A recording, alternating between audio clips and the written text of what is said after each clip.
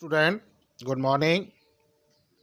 आज हम पढ़ेंगे क्लास 12th बिजनेस इकोनॉमिक्स में यूनिट सेकंड के अंदर marginal rate of substitutions MRS, जिसे हिंदी में प्रतिस्थापन की सीमांत दर कहा जाता है। अब हम ये पढ़ते हैं कि प्रतिस्थापन की सीमांत दर का अर्थ क्या होता है, जिसे हम तालिका की मदद से और चित्र की मदद से समझने का प्रयास करेंगे और साथ ही ये समझने का प्रयास करेंगे कि ये सीमांत दर घटने का कारण क्या होता है। तो स्टूडेंट स्टार्ट करते हैं।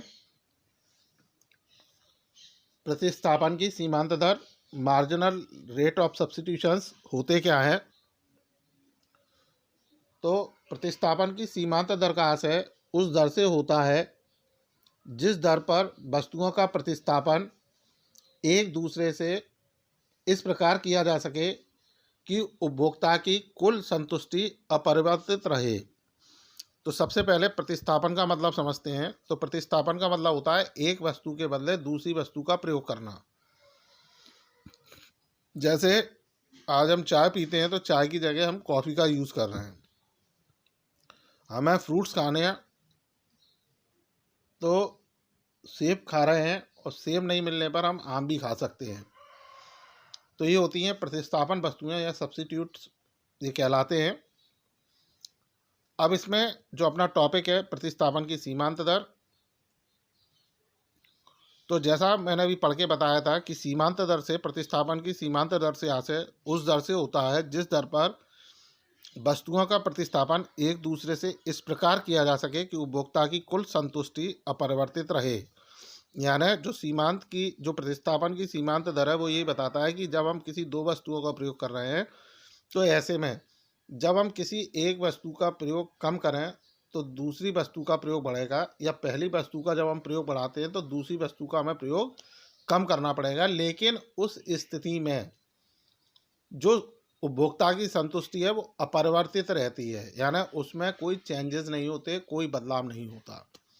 एक चीज़ इसी तरह से इसमें दूसरा तरीके से भी हम इसको समझ सकते हैं कि जब हम किसी एक वस्तु का प्रयोग बढ़ाते हैं तो दूसरे वस्तु के प्रयोग में जो कमी होती है वो घटते हुई दर से होती है, क्योंकि आपने उपयोगिता ह्रास नियम या उपयोगिता के नियम में आपने पढ़ा था कि जैसे जैसे हम किसी वस्तु का उपभोग करते हैं वैसे वैसे उसकी जो उपयोगिता है हमारे लिए कम होने लगती है, ना जो उससे हमें प्राप्त होने वाला संतुष्टि है, सेटिस्फैक्शन है, वो हमें कम होने लगता है। तो ऐसी स्थिति में भी वो नियम यहाँ भी लागू होता है कि जैसे ही हम एक वस्तु का प्रयोग बढ़ाएंगे तो दूसरी वस्तु का जो प्रयोग है वो ऑटोमेटिक कम होगा,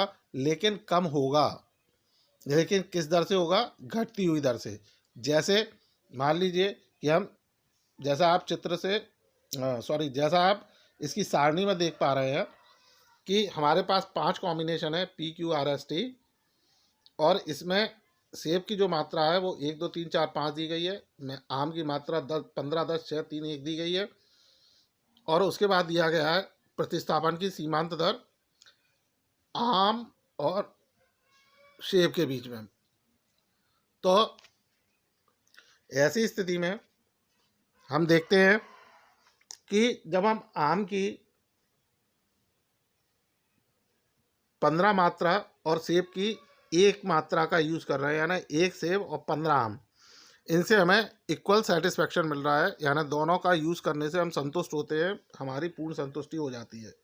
लेकिन जैसे ही हम सेब की 1 मात्रा बढ़ाते हैं तो उसके पीछे हमें आम की 5 मात्रा यानी 5 आम का हमें सेक्रीफाइस करना पड़ता है, त्याग करना पड़ता है। तो जो हमारा आम और सेब के बीच में जो हमारा सीमांत प्रतिस्थापन दर निकल के आई 5:1 की, कि अगर हमने 1 सेब की मात्रा बढ़ाई तो हमें 5 आम का त्याग करना पड़ा। इसी तरह से जब हम सेब की 1 मात्रा और बढ़ाते हैं, अर्थात 3 सेब का प्रयोग करते हैं, तो जो हमारा प्रतिस्थापन दर है, तो जो हमारा आम की मात्रा है उसमें कमी हुई 4 आम की, यानी जो हमारा सीमांत प्रतिस्थापन दर निकली वो 4:1 निकली। फिर हमने जैसे ही चौथा आम यूज़ किया, सेब की 4 मात्रा यूज़ की, तो हमारा 3 आम का हमने त्याग किया, तो जो हमारा सीमांत प्रतिस्थापन दर निकली वो 3:1 निकली। इसी क्रम में जब हमने सेब की 5 मात्रा ली तो आम की 1 मात्रा रह गई, अर्थात जो हमारा प्रतिस्थापन दर निकली वो 2:1 निकली।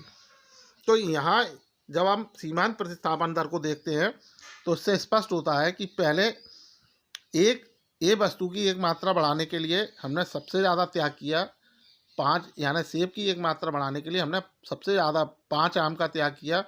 फिर अगली 1 सेब की इकाई बढ़ाने के लिए हमने 4 आम का त्याग किया।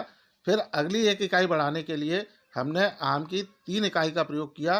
फिर अगली 1 इकाई बढ़ाने के लिए सेब की हमने आम की 2 इकाइयों का, यानी जैसे जैसे हम किसी एक वस्तु की 1-1 इकाई की वृद्धि करते हैं वैसे वैसे हमारी जो त्याग करने की क्षमता है वो कम हो जाती है और हमारी जो सीमांत प्रतिस्थापन दर है वो हमें घटते हुए दर से प्राप्त होने लगती है, घटती जाती है, कि जैसे पहले हमने 5, 4, 3, 2 इस तरीके से ये घटती हुई जाती है। सो स्टूडेंट,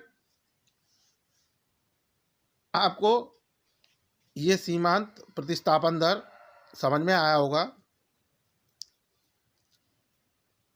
और इसको हम सूत्र के रूप में भी रिप्रेजेंट करते हैं MRS AB, यानी ए और बी वस्तुओं का जब हम सीमांत प्रतिस्थापन दर निकालते हैं तो उसका सूत्र होता है unit of willing to sacrifice, आपके जो त्याग करने की क्षमता है वो, और unit of a willing to gain, कि जो आपकी प्राप्ति की क्षमता है, यानी जो आप त्याग कर सकते हैं। तो हमने जैसे आपने सारणी में देखा था 5 आम का त्याग किया हमने, तो 5, और unit of a willing to gain, कि जिसको हम प्राप्त कर रहे हैं, तो 5 आम के बदले में हमने कितना प्राप्त किया था, 1 सेब।